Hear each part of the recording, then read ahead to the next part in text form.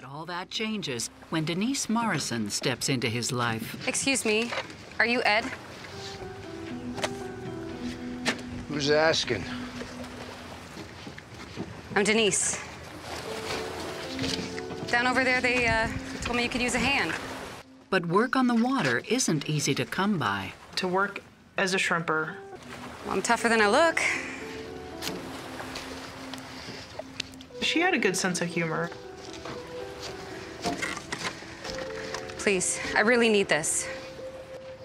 Just give me a chance. She was willing to get down and dirty and do the hard stuff. Please? And do what everybody would say that a woman couldn't do.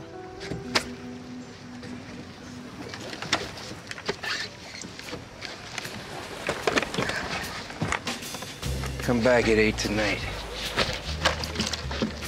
And don't be late.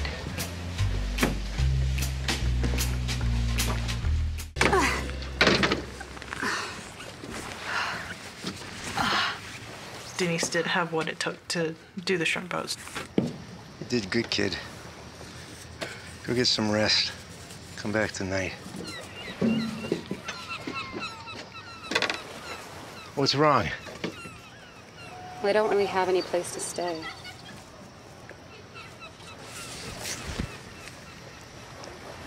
But I can do laundry.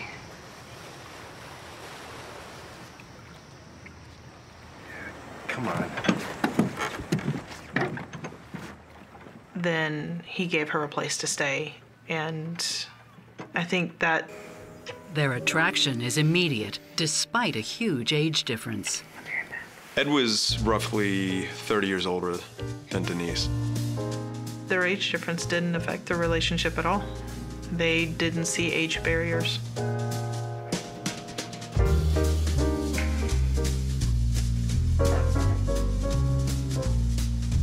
The age gap does mean that Ed's seen a lot more of the world than Denise. Black ops kind of stuff. What is this? He didn't want to potentially cause a death. Ed, tell me. If I tell you, I gotta kill you. And I prefer to kiss you.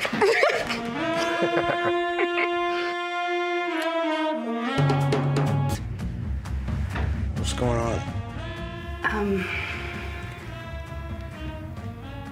I think I'm pregnant.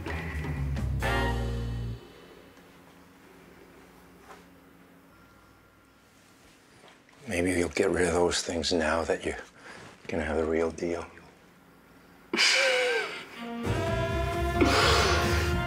I love you. She loved to collect things like ceramic dolls and My baby.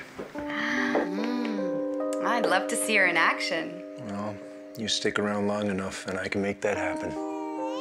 It's a lot for Ed, Denise, and the new baby Billy to take in. it took. Gives birth to a baby boy, Alex. Denise was very proud of the fact that she was a young grandmother. And this young grandmother is about to get married. My dad and Denise eloped, and I believe they Erupts into a screaming match. You are the most pathetic, weak man I've ever met. You just make me sick! Denise and my dad had a big fight. Denise wasn't happy about something. Don't do this. I don't know exactly what. Don't do this! It does give him good reason to be angry. I'm stuck with Ed. You have us. To leave her.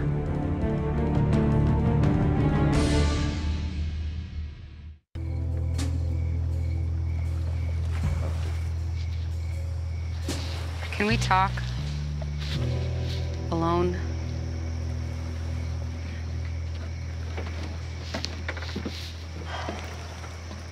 When Denise comes back, she drops a bombshell. I didn't mean anything. She's been sleeping with someone else. I'm sorry. My advice to my dad was to leave her.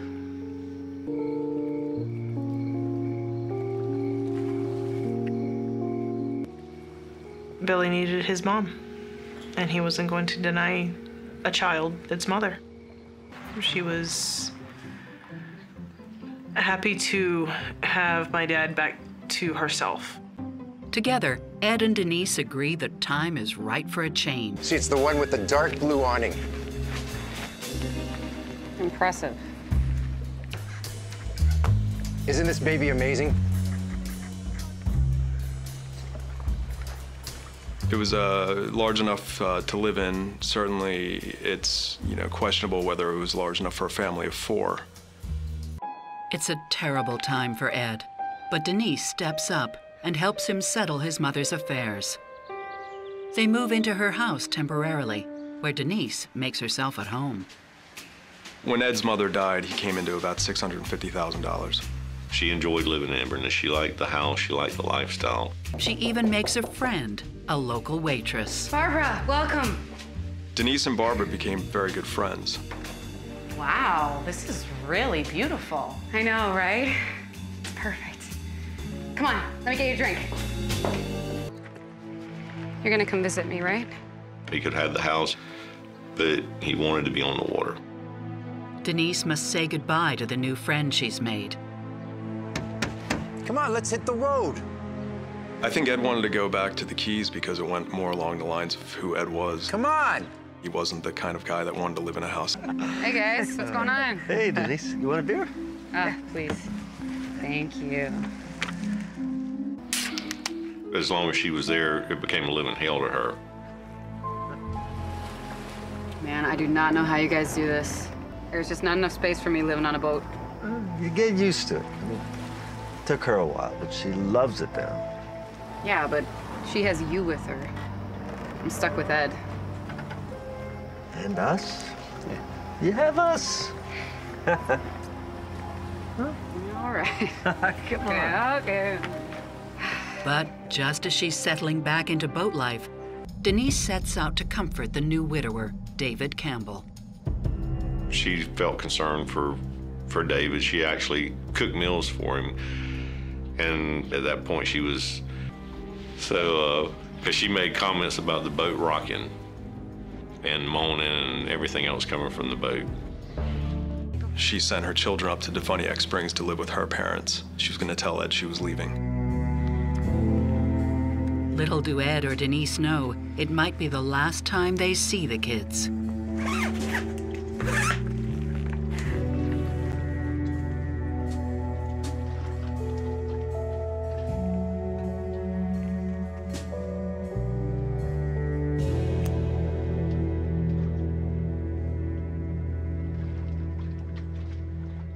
Just the usual suspects. Denise Bozarth? Yeah? When was the last time you saw your husband? The first suspect was Denise.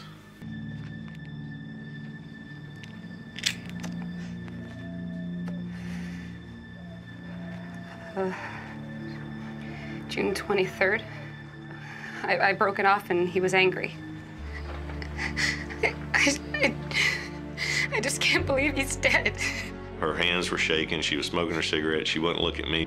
What happened to your carpet?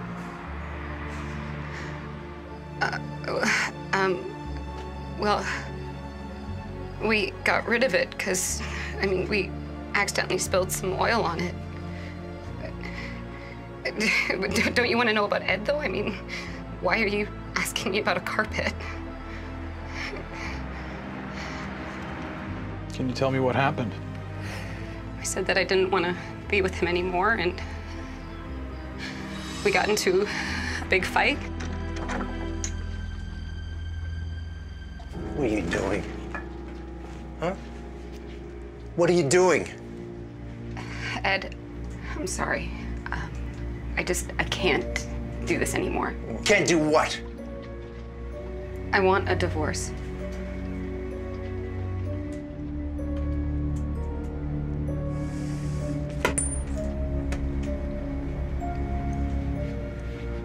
You better be off this boat when I come back. You hear me? And then he just left. What did you do next? I was already packed and ready to go, so I left. Bye. She never sees Ed again.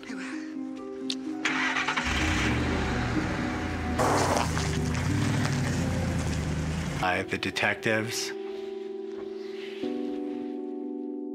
Could David have killed Ed so he could have Denise all to himself?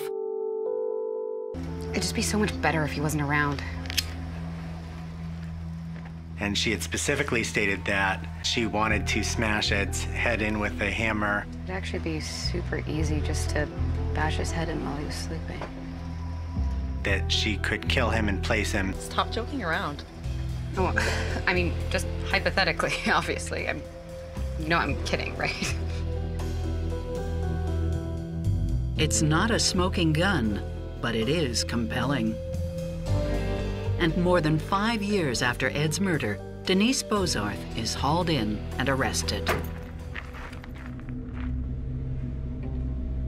All right, Denise, you have the right to remain silent. They're hoping for a confession. I had taken my kids to my parents. And then I told Ed that I was leaving him, that it was over. I'm leaving. And we had a fight. He said that he was going out for a walk and that when he got back, that I'd better be gone. I don't know what happened.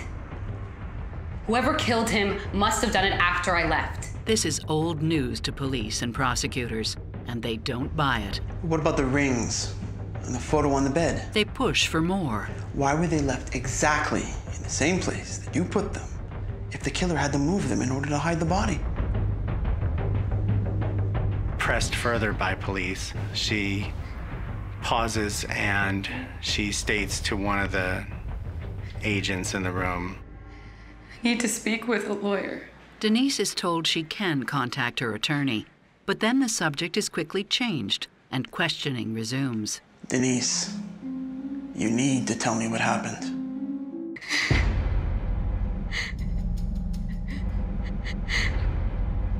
I did it. But there's another element to her story. He had a gun to my head.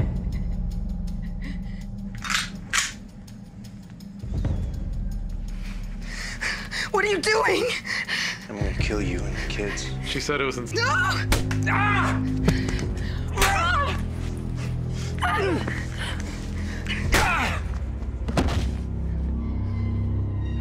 But police and prosecutors don't buy this self-defense story for several reasons. What about the gun? I threw it in the trash. I don't believe. And she had plenty of motive, starting with Ed's $650,000 inheritance. Also, who sleeps with a hammer? Why Denise would have a hammer in bed with her is a very good question. It'd actually be super easy just to bash his head in while he was sleeping. Instead, they suspect a very different scenario played out that morning in June. You're so irritating. Nothing good to say. You think I'm irritating? What about this you've been putting me through? Living on this boat? Why do you think I leave you all the time? Why do you think I'm never here anymore? Because you're pathetic. You're weak and you're old and you're miserable. You know what? What? I want a divorce. I want out, and I'm not giving you a dime. Oh, and the kids? You're not getting the kids either.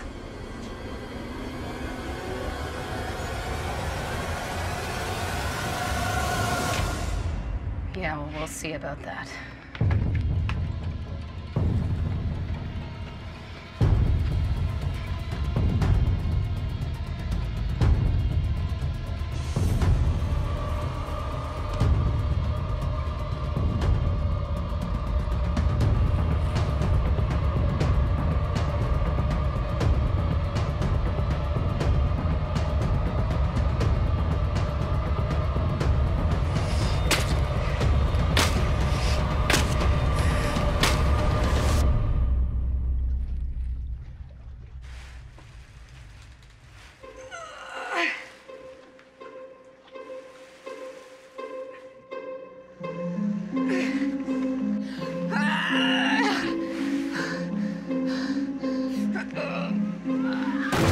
After taking care of the body, she cleans up the bloody rug and tries to make it look like the couple was just going their separate ways. On March 15, 2012, Denise Bozarth is charged with first-degree murder. She admitted killing Ed.